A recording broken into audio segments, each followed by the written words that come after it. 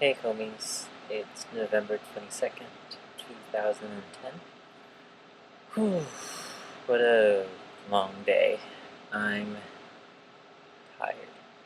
Um, it's one of those 16-hour days, um, which in most cases it's not so bad, but for some reason today it's just dragging on and on and on and on and on.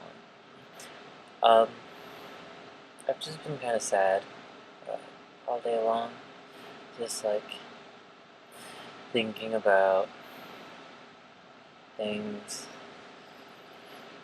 and dating and all that weird stuffs.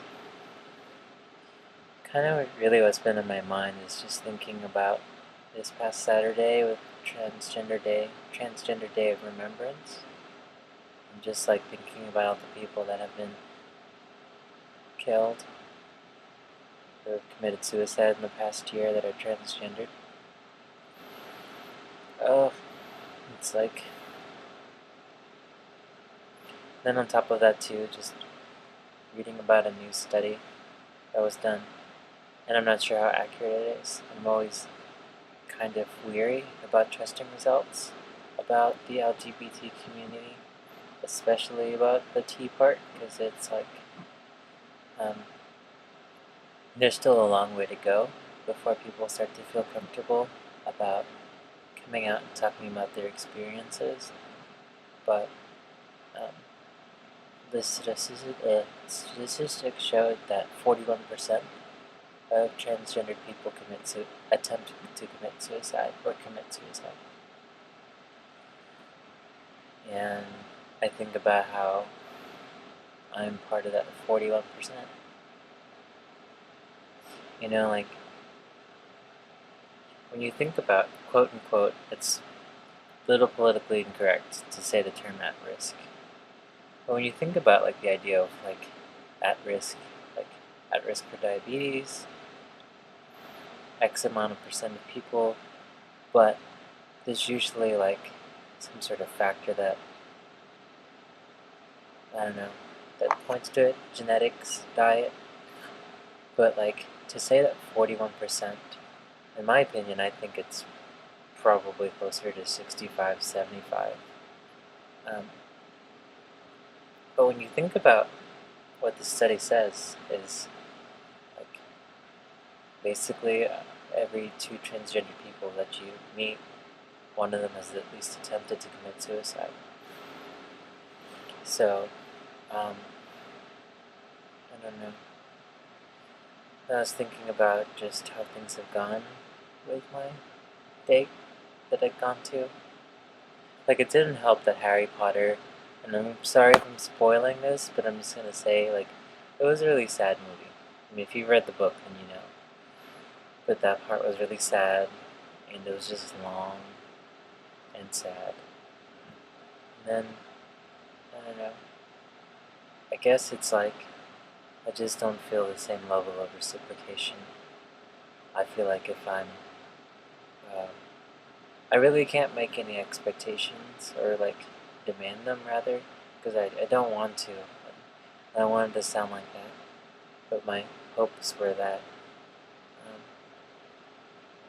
that the person I went out on the date with would be more open with showing emotions to me. And, I don't know. But instead, it just felt like I was, I don't know, it just didn't feel like a date.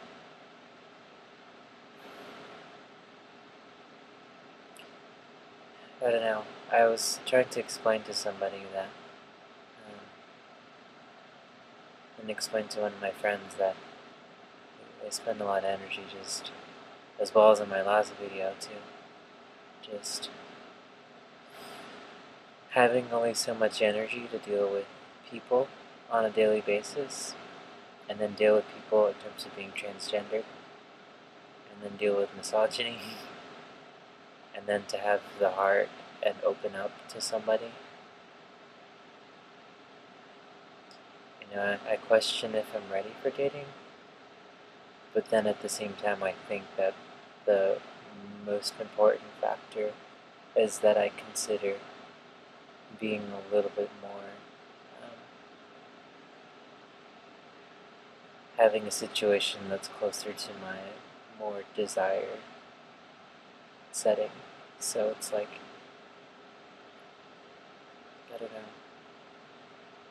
to try to go on dates with people who are interested in me as much as I am with them, and just have that as a good foundation. I mean, obviously, right? But I mean, how many of us actually do that? So I've just been on cruise control today, and then just doing my jobs, and I don't know. On a positive note, I am planning for this conference that I'll be doing, and I'm really excited about it. I've got a couple of people who are interested in being interviewed that are really critical members of transgendered resources in the area, as well as the state. I'm also trying to get in touch with a couple of other folks who are really have, I mean, not like Stonewall time, but I mean like further back enough that, like, I mean, it's really, to describe transgender history, there's like different points. There's the way back history, and then there's the more modern era, and that's where Holly Boswell and like Jennifer Bard would fall under, and these people are amazing. And I was told that Holly Boswell was the person to first coin the term transgendered. So I don't know. I've read a bit about Holly, so I'm really curious to hopefully get some sort of interview and a movie made for this conference. So I mean, I'm excited. Like, there's a lot of potential with this whole project. It's going to be a lot of work, but I hope to have at least an hour-long movie interview thing put together. So that's my hopes, and then put that on DVD, sell that at the conference, and have the proceeds from that go to certain causes. I'm not sure yet, but that I feel like is important to go out. So there are different themes I wanted to cover, like the intergenerational pieces of transgenderedness, and all the bread and butter, like healthcare, employment. But then also too, I am trying to sketch up a somewhat semi-theatrical performance of certain pivotal moments in my life that have shaped my identity, my gender identity especially. So, I don't know. Whenever I'm down and out, I always remind myself that these are the moments where it's not that much else has changed, it's just that the truth is a lot easier to see. And if the situation is something that I'm not necessarily happy with, then plant seeds for things that'll be better in the future. So this is one of them. And I'm just kind of frustrated with lots of things in my life that have to do with the types of oppression that I face. And they exist on so many different levels, and I hope to do something with this conference. So I don't know if folks are in the area or will be visiting. I'll have more information soon, so I need to plan that out with the university that I'll be doing it at.